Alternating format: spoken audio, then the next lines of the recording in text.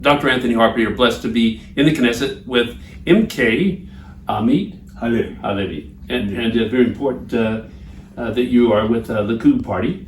And a couple of very the key questions are about the issue of UNRWA, and especially what's going to be done about this. Will you ask that UNRWA donor nations insist on a weapons check of UNRWA facilities? Not only that, I mean, it's a very simple issue, exactly like it sounds. I mean, UNRWA is the civic arm of the Hamas, of the monsters of Hamas, of the terror, horrible organization of Hamas. UNRWA was partner, still, but it was a partner to the massacre of October 7. Now, UNRWA from the first place was established in order actually to destroy Israel, because it actually accept and promote the right of return. It actually, to those donors nations, actually export or gives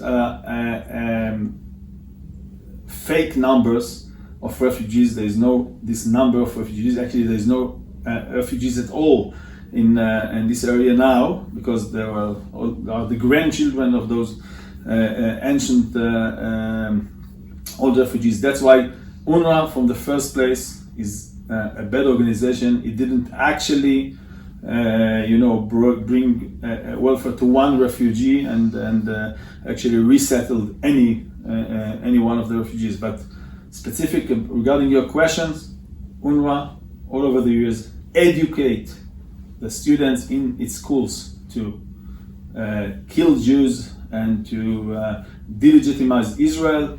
That's why we, the State of Israel, the donor nations, and every other fund or organization in the world must stop the support of UNRWA, and of course must demand to take off all the weapons, like exactly we found in the Gaza Strip. I mean, we find every hospital or school or kindergarten of UNRWA. When we just took off the cover, we discovered the headquarters of Hamas, the missile storage, and other army facilities.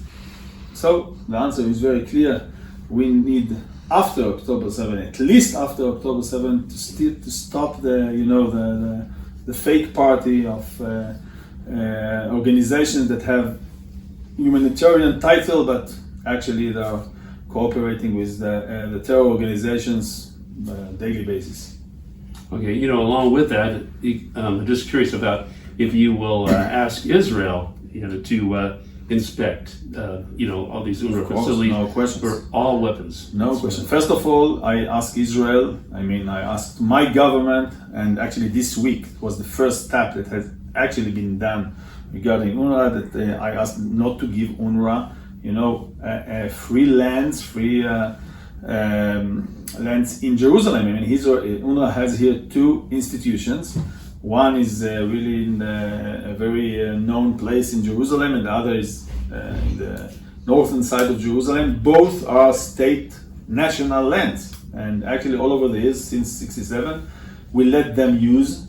I think it was a mistake from the first place, but of course now after October 7, we need to stop this. And actually this week, the National Lands Authority of Israel actually demands them to leave those places.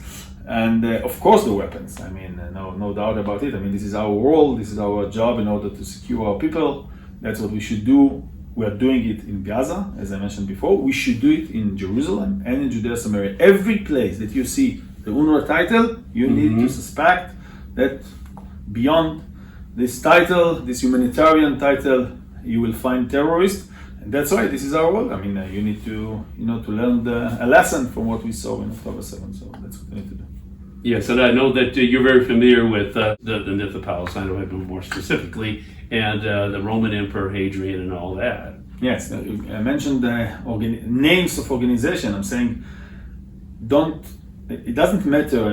What is the name of the organization? What is the cover? The real issue is, what are the goals? What are the methods? And nothing has been changed since 1921, 1929.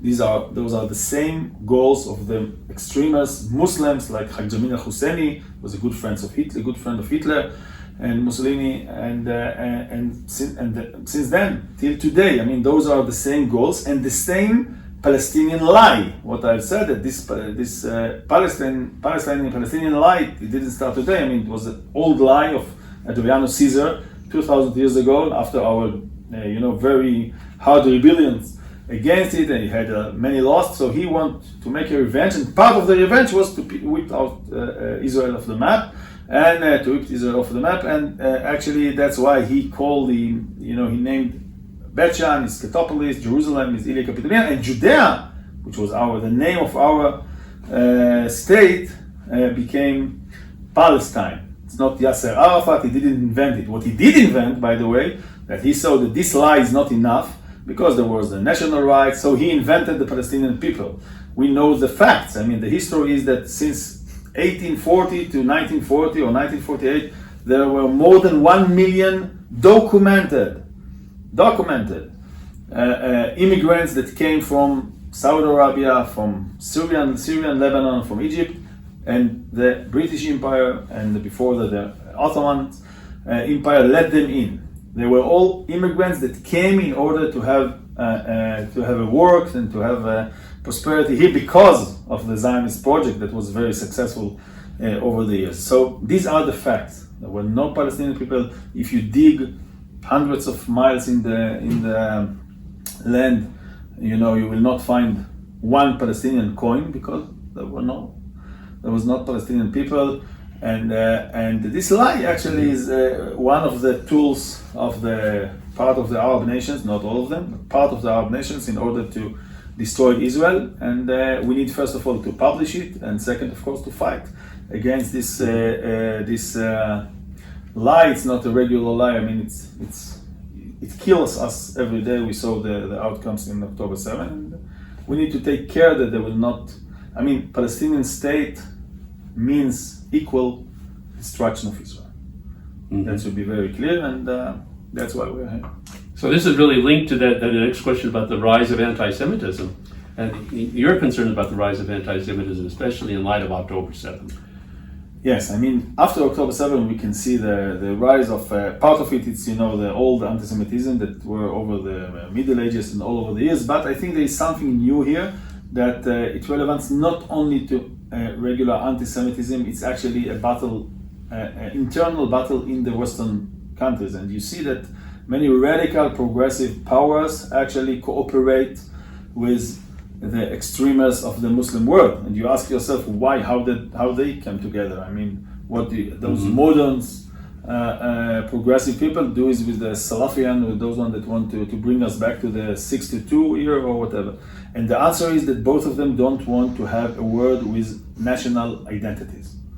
Yes, this is the common vision and the common target. I mean, every one of them has its own a unique identity. They want only the Muslim identity. They want only what was in Marx way of thinking. Workers, now it's more than workers. All the people that under oppression in their eyes, but both of them said there is no national identity. This is a fake consciousness. This is actually something that we need to deconstruct. And against this front, that's not only against the Muslim vision, the Iranian regime vision, the Judeo-Christian values, the free people and the free states, we must have a common, to join forces and to have a common front against it. I mean, my grandfather and grandmother, told us about the Holocaust. I was not here.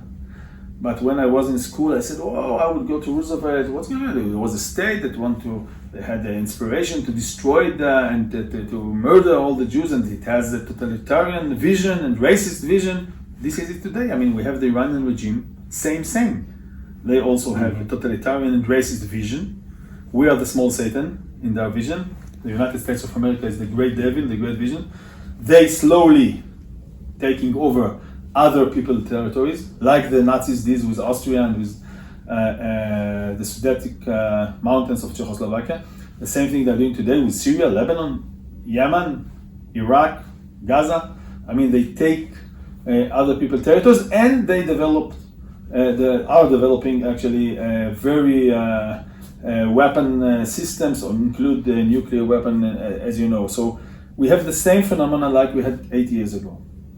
And then Europe was silent, and now Europe not only silent, but also support part of the intellectuals in Colombia, support Hamas. I mean, and we must learn the lesson. And when we see this totalitarian and racist vision of the Muslim, the radical Muslim regime and people, we must to have a common front of our beliefs and values against it. And I hope that in America and in Europe, that's why it's part of my work here to promote and to encourage those forces to come together. This is our mission. I mean, this is the mission of our generation, to take off the Iranian regime. It will be also a victory for the Iranian people. Most of them don't want them to be in power. So it's our job, it's our mission. We should learn the lesson from the Holocaust time, and I hope we'll do it in a very short and successful way. Thank you for sharing this.